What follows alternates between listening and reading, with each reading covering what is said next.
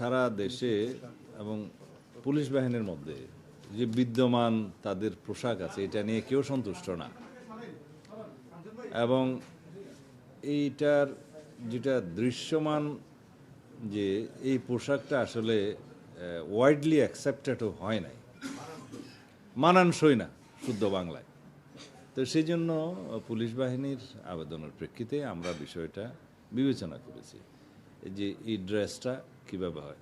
তা আমরা একটা ঐতিহ্যবাহী ড্রেস যাতে দেয়া যায় তারও একটা অংশ বিবেচনা করেছি।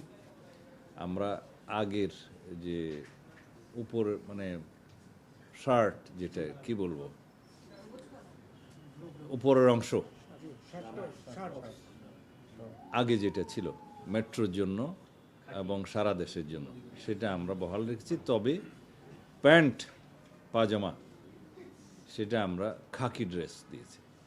এই হিসাবে তাদের সাথে আলোচনা করে আমরা বিস্তারিত আলাপ আলোচনা করে এটা একটা গ্রহণযোগ্য পোশাক হিসেবে দিয়েছি। সেটা তাদের পরিধান করতে আর কিছুদিন সময় লাগবে, কারণ এটা প্রস্তুতির বিষয় আছে, কাপড় প্রোডাকশনের বিষয় আছে, জামার বিষয় আছে। এটা এখনও আমরা অফিসিয়ালি ঘোষণা করিনি, তবে আমরা সিদ্ধান্ত দিয়েছি, আজকে ঘোষণা দিলাম।